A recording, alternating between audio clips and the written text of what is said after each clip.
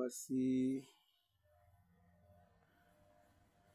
etí ìgbọ́ mi nísìnyí ó sì yà mí lẹ́nu gidigidi gan. Irú nǹkan báyìí ó lè ṣẹlẹ̀ láti ọwọ́ ọkùnrin.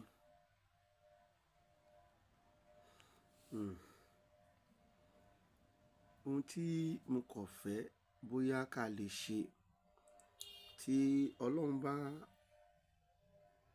kádàrá ẹ̀ pé kẹ́ ẹ bá wa share fídíò yìí tẹ́ ẹ bá ti pàdé ẹ̀. Fídíò yẹn ọmọ bọ́ì kan nà gẹ́ẹ̀ kan bó ṣe ń nà yẹn, in fact so I was not really happy. Mo pàdé fídíò yìí ni o, ṣùgbọ́n bí mo ṣe tí ó ń nà gẹ́ẹ̀ yẹn, ó bá tiẹ̀ jẹ́ wípé bóyá girlfriend ẹ̀ ni ó ti náwó fún un, ó wá bá pàdé níbi tó jókòó sí. Ẹ̀tọ́ ọkùnrin kò jẹ́ kó na obìnrin. Obìnrin bá wá ṣẹ̀ torí pé kò ṣeé nà, gẹ́gẹ́ bá ti ń sọ pé ẹ̀tọ́ ọkùnrin ò na obìnrin, ẹ gbé lọ sí police station náà. Ohun tó bá dẹ̀ ṣẹlẹ̀ láàrin ẹ̀yin méjèèjì, ọlọ́pàá bá yín dá sí náà. Bó bá jẹ́ ní nǹkan gbàdẹ́gbà nǹkan ẹ lọ́wọ́ ọlọ́pàá bẹ́ẹ̀ gbá. Ẹ̀tọ́ ọkùnrin kò na obìnrin o. Ẹ jẹ́ kí yẹn tún lọ bẹ́ẹ̀. Tó bá jẹ́ pé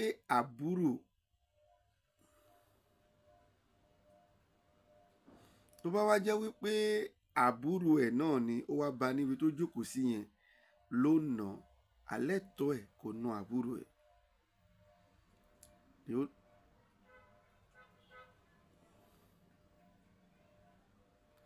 Ohun tí mo kàn lérò pé ó lè ṣe ń bẹ̀ náà ni pé kó mú délé, kó bá sọ̀rọ̀. Ọkùnrin kì í na obìnrin. Talk less of bó ṣe wá nà yìí, it is very very very bad. Bọ́kùnrin bá gbé ọwọ́ ẹ̀ sókè tó bá na obìnrin, ẹ jẹ́ kọ́kùnrin yẹn kó lọ wo ohun tó fẹ́ ṣẹlẹ̀ sóhun lọ́jọ́ ọ̀la ni mò ń sọ o, kì í ṣe lénìí. Àfi tọ́lọ́run bá dáríjì, ọkùnrin ò gbọ́dọ̀ na obìnrin. Ọkùnrin bá na obìnrin, ẹ̀kọ́ táwọn bàbá wa kà wá ni pé tó bá na obìnrin máa rí pé o ti nà ìyá ẹ̀.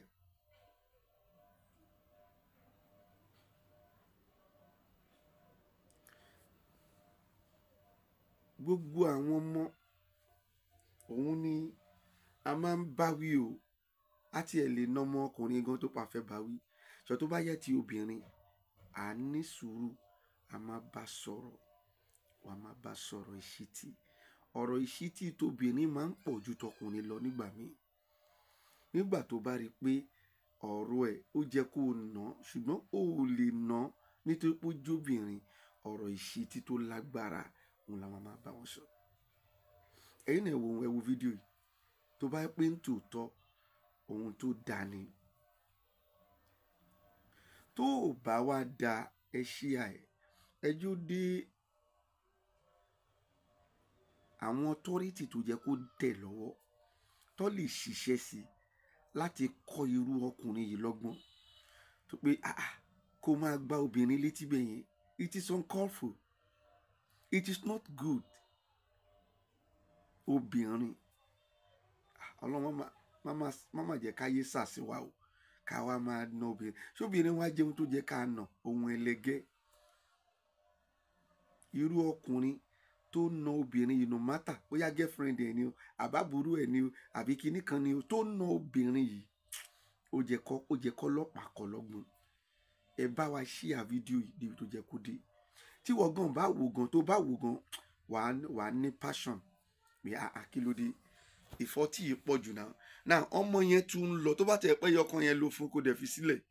Ọmọ yẹn tún ń lọ, ó tún sáré tẹ̀lé, ó tún gbá ní 40. Ṣó jẹ́ orí bẹ́ẹ̀? Àwọn ohun tí Ọlọ́run pè mí fún nìyẹn. Ó lójú ibi tí mo máa ń dá sí, ó níbi tí mo máa ń sọ̀rọ̀ tèmi dé. Gbogbo ohun tó bá ṣàti jẹ́ wípé kò dá, kìdẹ̀ ń ṣètò tí mo mọ̀ pé kò dáa òun lèmi máa ń dá sí pé kíní yìí ò dáa. Ok, ìwọ náà wò in the comment section ṣé ó dáa, jẹ́ ká mọ̀ ń bẹ̀ ṣé ó dáa bí ó dáa. Bó ṣe ń na ọmọ obìnrin bó jábùrú ẹ̀ gan ni kò gbọ́dọ̀ ná báyìí. Màá di fídíò yẹn then ibi tí mo tún ti rí gan mo tún ti snapchat àbáwọlẹ̀ ṣe ń pè wàá tún rí bóyá ó ní bó ṣe lè trace ọkùnrin yìí, bóyá ó ní bí àwọn ìjọba ṣe lè find ẹ̀. Ẹranko ni ọkùnrin tó na obìnrin yìí, wọ́n dẹ̀ ní láti treat brain ẹ̀ kì í ṣe nítorí òní sorry nítorí ọ̀la ni o, kó má lọ nu ẹlòmíì tó máa dẹ̀ kú mọ́ lọ́wọ́. Ó gbọ́dọ̀ tètè treat brain irú ọkùnrin tó na obìnrin yìí. Ìjọba mi ṣí àì orúkọ mi ò yí padà, bàbá confam JP náà ni. Ẹ ṣé gan ni. Happy weekend gbogbo ibi tẹ́ ti ń wò wá.